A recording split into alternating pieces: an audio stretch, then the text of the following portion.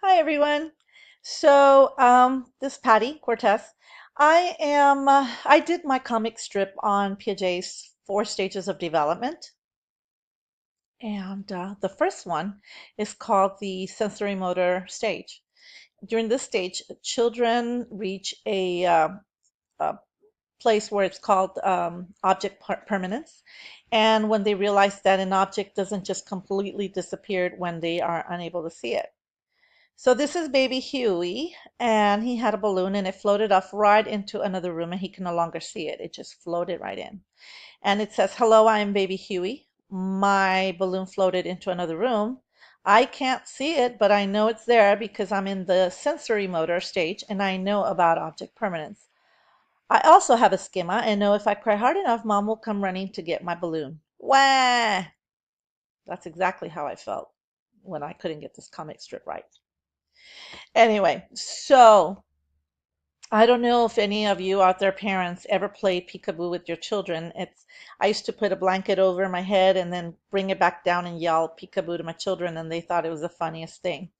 So when a child reaches that sensory motor of object permanent stage, if you were to cover up or walk into another room and they haven't reached a stage, they will cry really hard and think that you have actually disappeared. Anyway, and another thing I mentioned here is schema. So schema was mentioned as a type of experiences that are filed in your brain like index cards, and they're pulled out when they serve as a point of reference for another event that might help you use it to deal with it or resolve an issue. So baby Huey already has a schema in which filed in there, which when he's cried, his mom has done certain things to take care of him, like cry and I'll get you what you need or whatever. So in this case, he knows if he cries, mom will come and take care of him, get him his balloon. Second panel is a boy of 6.5 years old, dressed as, I think, Spider-Man, I don't know, superhero. And he says, "Hello, I'm 6.5 years old. I'm in the pre-operational stage, and I enjoy playing superhero with my friends." During this stage, this is where you see a lot of children playing imaginary role plays like superhero, cops and robber, that kind of imaginary play. And they're still, though, very much egocentric or me-centered. And so it's all about them. It involves them and whatever they're feeling. Okay, so now if we'll go to the third panel, it's the third stage of development, according to PJ. And it's a young boy, and it says he's playing here with Legos.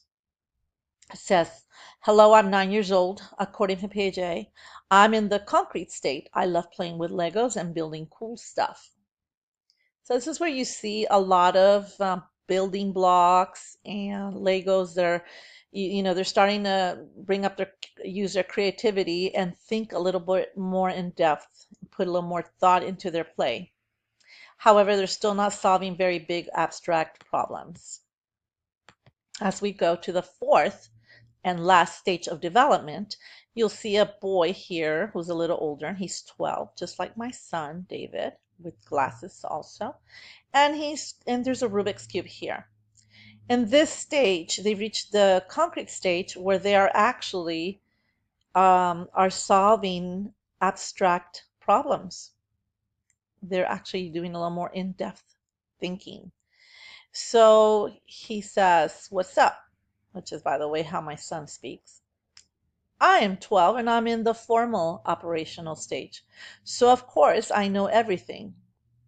Yes, they think they do. "I'm also the best at solving my Rubik's Cube." So there you have it. That's the formal operational state. All right, thank you.